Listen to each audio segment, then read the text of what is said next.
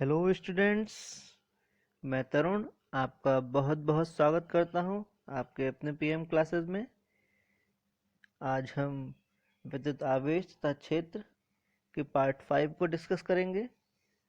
अगर आपने अभी तक विद्युत आवेश तथा क्षेत्र के पार्ट 1 से लेकर 4 को नहीं देखा है तो प्लीज़ पहले 1 से लेकर 4 को अवश्य देख लें, जिससे कि पार्ट 5 आपको आसानी से समझ में आ जाए। आज की क्लास में हम डिस्कस करेंगे कि यदि एक इलेक्ट्रिक डाइपोल को इलेक्ट्रिक फील्ड में रख दिया जाए तो उस पर क्या प्रभाव पड़ेगा, उस पर कितने प्रकार के बल कार्य करेंगे और इन बलों के प्रभाव में वह किस प्रकार की गति करेगा। चलिए शुरू करते हैं। और इसी के साथ एक नया टर्म भी आप लोग समझेंगे जिसे हम कहते हैं बल आघूर्ण। ठीक, चलिए देखते हैं आज क्या हम लोग पढ़ने वाले हैं। एक समान विद्युत क्षेत्र में विद्युत द्विध्रुव को हम लोग इलेक्ट्रिक डाइपोल बोलेंगे। ठीक है, तो जब भी हम इलेक्ट्रिक डाइपोल बोले आज समझ जाएंगे इसका मतलब क्या हुआ। विद्युत द्विध्रुव हम लोग पढ़ चुके हैं। इससे पहले वाली क्लासेस में हमने आपको बताया था कि यदि दो समान परिमाण और विपरीत प्रकार के आवेश बहुत ही अल्प दूरी पर रखे हों तो उसे हम विद्युत द्विध्रुव या इलेक्ट्रिक डाइपोल बोलते हैं। ठीक है, तो हम इलेक्ट्रिक डाइपोल इसको बोलेंगे तो समझ जाइएगा। ठीक, तो इलेक्ट्रिक डाइपोल को अगर हम इलेक्ट्रिक फील्ड में रखें तो उस पर क्या प्रभाव पड़ेगा और उस पर जो बल लगेगा उनके बारे में डिस्कस करेंगे और बल आघूर्ण के बारे में डिस्कस करेंगे, टॉर्क। ठीक है, देखिए यहाँ पर आपको दिख रहा होगा कि यहाँ हमने देखिए ये इलेक्ट्रिक फील्ड है। इलेक्ट्रिक फील्ड की डायरेक्शन आपको पता है, पॉजिटिव टू नेगेटिव होती है। पॉजिटिव से स्टार्ट होता है और नेगेटिव पे समाप्त होती है हमारी इलेक्ट्रिक फील्ड। तो हमने क्या करा, ये एक डाइपोल लिया, डाइपोल को थीटा एंगल के साथ इलेक्ट्रिक फील्ड में प्लेस कर दिया। आपको पता है इलेक्ट्रिक डाइपोल में दो तरह के आवेश होते हैं और इलेक्ट्रिक फील्ड की ये नेचर होता है कि वो आवेशों को बल लगाता है। कोई भी आवेश अगर इलेक्ट्रिक फील्ड में है तो उस पर हमेशा एक बल लगेगा और इस बल को आप लोग माप भी सकते हैं। कैसे माप सकते हैं, आपको एक फॉर्मूला पता है, F बराबर Q इंटू ई। F बराबर क्यू ई, यानी कि Q आवेश पर किसी E इलेक्ट्रिक फील्ड में अगर वो रखा है और Q आवेश है तो उस पर कितना बल लगेगा, QE बल लगेगा। ये फॉर्मूला आपको पता है, F बराबर QE, यानी कि Q आवेश यदि E इलेक्ट्रिक फील्ड में रखा है तो उस पर एक्चुअल में कितना बल लगने वाला है, QE। ठीक है, तो इतना स्पष्ट हो गया कि ये जो आवेश है इलेक्ट्रिक डाइपोल का, ये वाला आवेश है ये, तो इस पर बल लगने वाला है कितना, QE। अब इसका डायरेक्शन क्या होगा, अब किसी भी आवेश पर पॉजिटिव आवेश है तो उसका डायरेक्शन क्या होने वाला है भाई, वो इलेक्ट्रिक फील्ड की दिशा में ही गति करने लग जाएगा। ठीक है, तो आपको पता चल गया कि इलेक्ट्रिक डाइपोल का जो पॉजिटिव आवेश है वो इलेक्ट्रिक फील्ड की दिशा में QE बल के साथ गति करेगा। QE बल के साथ उसके ऊपर अप्लाई होने लग जाएगा और निगेटिव आवेश पर भी क्या होने लग जाएगा, एक QE बल विपरीत दिशा में अप्लाई हो जाएगा। QE बल विपरीत दिशा में अप्लाई हो जाएगा। ठीक है, इस तरह से इलेक्ट्रिक डाइपोल पर दो बराबर परिमाण के विपरीत दिशा के बल अप्लाई हो रहे हैं, परंतु ये एक रेखा में अप्लाई नहीं हो रहे हैं। अगर ये दो बराबर बल एक सीधी रेखा में अप्लाई हो रहे होते तो उस केस में ये आपस में एक दूसरे को कैंसिल आउट कर देते हैं, यानी कि यहीं पर ही अगर QE बल दोनों बराबर और विपरीत दिशा में अप्लाई हो रहे थे तो एक दूसरे को कैंसिल कर देते। लेकिन एक्चुअल में यहाँ क्या हो रहा है, एक बल लग रहा है इस दिशा में, यहाँ इस पॉइंट पे लग रहा है, और दूसरा बल विपरीत दिशा में इस पॉइंट पे लग रहा है। इसलिए ये एक दूसरे को कैंसिल आउट ना करके ये एक आघूर्ण उत्पन्न कर देंगे। क्या उत्पन्न कर देंगे, आघूर्ण उत्पन्न कर देंगे। और इस बल आघूर्ण की क्या प्रवृत्ति होगी, ये जो बल लग रहे हैं ये एक तरह का इसके अंदर आघूर्ण उत्पन्न कर देंगे और ये कोशिश करेंगे, ये प्रेरित करेंगे किसको, द्विध्रुव को, डाइपोल को किस दिशा में लाने के लिए प्रेरित करेंगे, ये डाइपोल को इलेक्ट्रिक फील्ड की दिशा में लाने का प्रयास करेंगे और इस कोशिश करेंगे कि डाइपोल इस तरह से हो जाए, पॉजिटिव आवेश यहाँ पे आ जाए, नेगेटिव आवेश यहाँ पर आ जाए और इलेक्ट्रिक फील्ड की डायरेक्शन में आराम से अलाइन हो जाए, इलेक्ट्रिक फील्ड की डायरेक्शन में ही आ जाए। ठीक है, इन दोनों बलों का कार्य ये होगा। तो ये बल जो है वो आघूर्ण उत्पन्न करेंगे। तो जो आघूर्ण उत्पन्न करेंगे कितना होगा उसके बारे में क्या बताया गया है कि यदि कोई डाइपोल है तो उसका डाइपोल मोमेंट होगा और वो ई इलेक्ट्रिक फील्ड में रखा है, तो वो कितना बल आघूर्ण उत्पन्न करेगा, उस पर कितना बल आघूर्ण कार्य करेगा, विद्युत डाइपोल पर जो बल आघूर्ण होगा यदि उसका इलेक्ट्रिक वो क्या कह सकते हैं आपको, मोमेंट जो है हमारा यहाँ पर दे रखा है P और इलेक्ट्रिक फील्ड दे रखी है E, तो विद्युत द्विध्रुव पर जो बल आघूर्ण कार्य करेगा उसका वो क्या होगा, वो P और E का सदिश गुणन होगा, P क्रॉस E होगा। ठीक है, इतना आपको स्पष्ट हो गया। यदि कोई डाइपोल इलेक्ट्रिक फील्ड में रखा होगा तो उस पर बल आघूर्ण कार्य करेगा। ठीक है, ये बल आघूर्ण डाइपोल को इलेक्ट्रिक फील्ड की दिशा में लाने का प्रयास करेगा। ठीक है, अब ये बल आघूर्ण को हम लोग कैसे कैलकुलेट करेंगे, उसको कैलकुलेशन के लिए फॉर्मूला दिया गया है कि अगर इलेक्ट्रिक डाइपोल मोमेंट P है और वो ई इलेक्ट्रिक फील्ड में रखा है तो उस पर जो बल आघूर्ण कार्य करेगा वो कितना होगा, P क्रॉस E। ठीक है, बल आघूर्ण कार्य करेगा हमें ये पता चल गया, और कितना कार्य करेगा ये हम इस फॉर्मूला से निकाल लेंगे।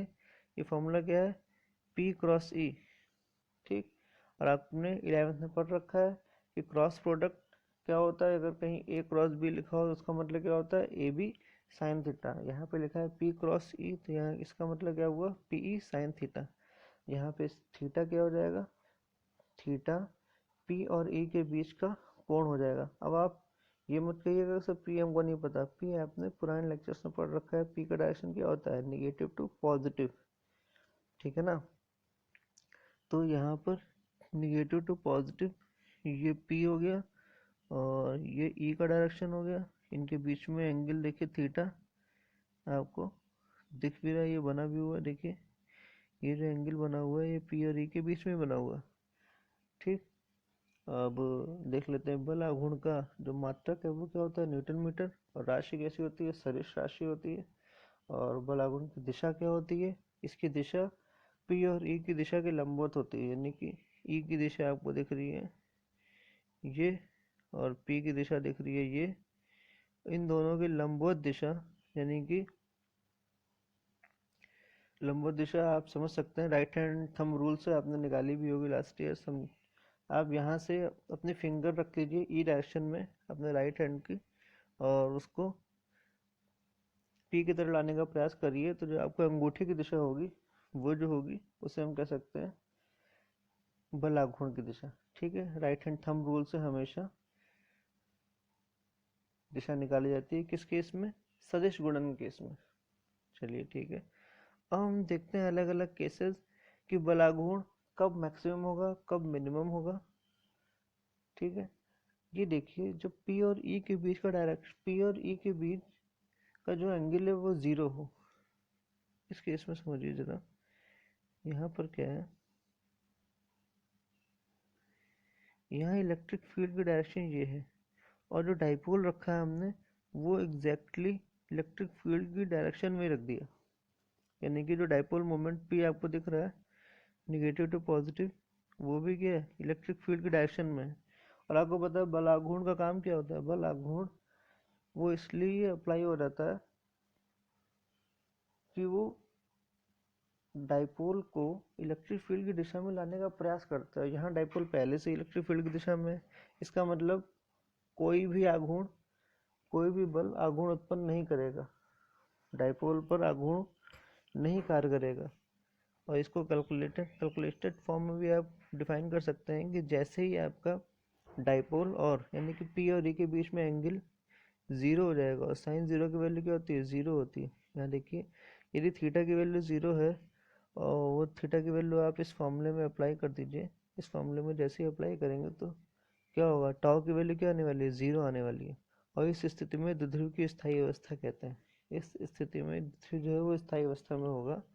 क्यों? क्योंकि उस पर कोई भी आघूर्ण कार्य नहीं कर रहा, क्योंकि जो जो भी बल कार्य कर रहे थे उसका काम यही था कि वो डाइपोल को इलेक्ट्रिक फील्ड की दिशा में लाने का प्रयास कर रहे थे। और अगर डाइपोल पहले से इलेक्ट्रिक फील्ड की दिशा में है तो घूर्णन उत्पन्न नहीं होगा, कोई भी बल आघूर्ण उस पर कार्य नहीं करेगा। ठीक है, तो बल आघूर्ण कार्य नहीं करेगा, ये तो थ्योरी में आपने पढ़ लिया।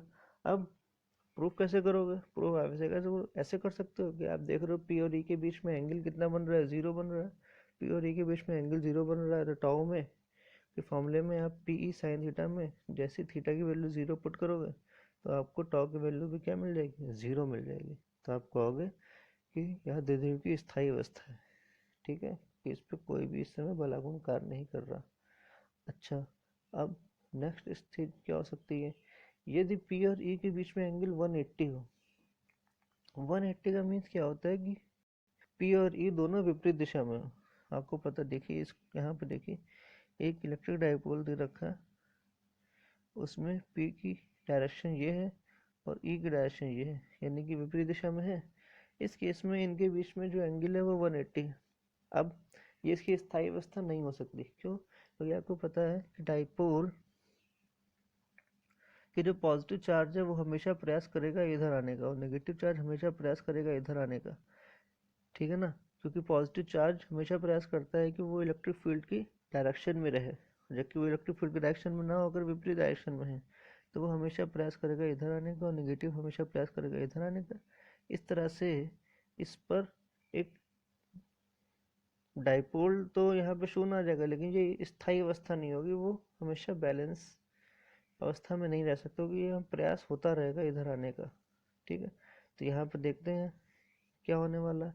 यहाँ पर जैसे ही हम थीटा की वैल्यू 180 पुट करेंगे तो इस केस में घूर्णन तो नहीं हो रहा। ठीक है ना, घूर्णन तो नहीं हो रहा, लेकिन ये इसकी अस्थायी साम्यावस्था है। ये स्थायी अवस्था नहीं कही जा सकती, क्योंकि यहाँ पर जो पॉजिटिव चार्ज है वो इलेक्ट्रिक फील्ड के डायरेक्शन में नहीं है। ठीक है, अब देखिए यहाँ पे कैलकुलेट कैसे करेंगे। जैसे ही आपने थीटा की वैल्यू 180 पुट करी, तो जैसे थीटा की वैल्यू 180 पुट करोगे तो साइन 180 की वैल्यू कितनी होती है, ज़ीरो होती है। टाउ की वैल्यू भी क्या हो जाएगी, ज़ीरो हो जाएगी। और इस तरह से ये जो अवस्था होती है इसे अस्थायी साम्यावस्था कहते हैं। और इसके साथ एक और स्टेज होती है, एक और स्थिति होती है। उस केस में देखते हैं क्या होता है। जब पी और ई के बीच में 90 डिग्री का कोण, आपको पता है साइन 90 क्या होता है, 1 होता है। यानी कि इस केस में ये इधर आने का प्रयास करेगा और ये इधर आने का प्रयास करेगा, और यानी कि टाउ की कुछ वैल्यू होनी चाहिए। टाउ की कुछ वैल्यू होनी चाहिए, वो कितनी होगी, आप जैसे ही थीटा की वैल्यू 90 पुट करोगे, जैसे थीटा की वैल्यू 90 पुट करोगे तो आपको यहाँ पर टाउ की वैल्यू कितनी मिल जाएगी, पी इंटू ई। यह द्विध्रुव पर अधिकतम बलागुण होता है। इस स्थिति में द्विध्रुव जो होता है डाइपोल अगर ई के 90 डिग्री पर रखा हो तो उस पर कितना बलागुण कार्य करेगा, अधिकतम बलागुण कार्य करेगा। ठीक है, तो आपने देख लिया। यदि डाइपोल इलेक्ट्रिक फील्ड के डायरेक्शन में ही रखा हुआ है तो उस केस में द्विध्रुव की स्थायी अवस्था होती है। ठीक है, यदि डाइपोल इलेक्ट्रिक फील्ड के अपोजिट डायरेक्शन में रखा हुआ तो द्विध्रुव की अस्थायी साम्यावस्था होती है। ठीक है, और यदि डाइपोल इलेक्ट्रिक फील्ड के लंबवत रखा हुआ है तो द्विध्रुव पर अधिकतम बलागुण कार्य करता है। ठीक, अब बलागुण कार्य क्यों करता है, ये तो हम ये भी हमने समझ लिया कि बलागुण कार्य इसलिए करता है कि डाइपोल को इलेक्ट्रिक फील्ड के डायरेक्शन में लाने के लिए ये बलागुण कार्य करता है। ठीक है, अब बलागुण कार्य करता है तो कुछ इसकी वैल्यू भी होगी। तो वैल्यू कैसे कैलकुलेट करते हैं कि अगर डाइपोल मोमेंट p है और वो इलेक्ट्रिक फील्ड E में रखा है तो उस पर बलागुण कार्य करेगा P क्रॉस E के बराबर। कितना, P क्रॉस ई के बराबर, यानी कि पी और ई का सदिश गुणन। और इस बलागुण की दिशा क्या होगी? इस बलागुण की दिशा पी और ई दोनों की दिशा की लंबवत होगी। ठीक है, इतना हम लोग क्लियर कर चुके हैं। और ये फॉर्मूला हमेशा ध्यान रखिएगा, टाउ बराबर पी क्रॉस ई। चलिए अब इस पर एक न्यूमेरिकल देख लेते हैं। एक विद्युत द्विध्रुव जिसका द्विध्रुव आघूर्ण यानी कि द्विध्रुव का यानी कि डाइपोल का डाइपोल मोमेंट दे रखा है पी, इसे कहते हैं पी। पी की वैल्यू आपको दे रखी है 4 × 10⁻⁹ कूलॉम मीटर। ठीक है ना, ये सेंटीमीटर नहीं है, क्या है ये? Coulomb metre. एक समान विद्युत क्षेत्र ई के साथ एक समान विद्युत क्षेत्र के सापेक्ष थीटा कोण पर रखा है, यानी कि पी और ई के बीच में जो एंगल दे रखा है वो 30 डिग्री दे रखा है। विद्युत क्षेत्र दे रखा है न्यूटन पर कूलॉम, 5 × 10⁻⁴ न्यूटन पर कूलॉम है। द्विध्रुव का बलाघूर्ण ज्ञात करिए। आपको पता है इस स्टेज में अगर कोई द्विध्रुव रखा है तो उस पर बलाघूर्ण कार्य करेगा, क्योंकि बलाघूर्ण का काम क्या होता है? बलाघूर्ण का काम यही है कि इस डाइपोल को इलेक्ट्रिक फील्ड की डायरेक्शन में अरेंज कर दे, इलेक्ट्रिक फील्ड की डायरेक्शन में ले आए, तो कोई ना कोई इस पर बलाघूर्ण कार्य करेगा। बलाघूर्ण कार्य करेगा तो कितना करेगा? पी क्रॉस ई के बराबर करेगा। पी क्रॉस ई का मतलब क्या होता है? पी साइन थीटा, यानी कि पी ई और थीटा तीन चीजें आपको पता है तो आप बलाघूर्ण कैलकुलेट कर सकते हैं। ठीक है, अब देखें यहाँ पे पी आपको ये दे रखा, पी आपको ये दे रखा,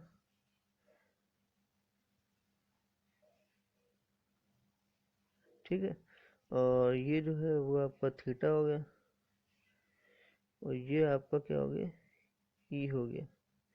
ठीक है, अब पी ई थीटा सब कुछ पता चल गया आपको। आपको पता है फॉर्मूला क्या होता है? फॉर्मूला होता है पी क्रॉस ई। बलाघूर्ण कैसे निकालते हैं? पी क्रॉस ई, यानी कि पी और ई का अगर आपको वैल्यू पता है तो उनका सदिश गुणन कर दीजिए, आपका काम हो जाएगा। देखते हैं, आपने यहाँ पर पी की वैल्यू पुट कर ली, ई की वैल्यू और थीटा की वैल्यू लिख ली, फॉर्मूला लिख लिया, टाउ बराबर पी क्रॉस ई, उसके बाद पी ई साइन थीटा, और पी की वैल्यू पुट करी 4 × 10⁻⁹, और फिर ई की वैल्यू पुट करी 5 × 10⁻⁴, और साइन 30 की वैल्यू होती है 1/2। उसके बाद देखिए ये 2 से ये 4 कैंसिल आउट कर दिया, तो यहाँ पे अगली लाइन देखिए क्या बचा? 2 बचा, और 5 कॉपी कर दिया, 2 × 5 × 10⁻⁻5 आया, और लास्ट में 5 to the 10 हो गया, 10 × 10⁻5, और 10 × 10⁻5 की मल्टीप्लाई करो तो आंसर आ जाएगा लास्ट में 10⁻⁻4। ये आपका आंसर हो गया।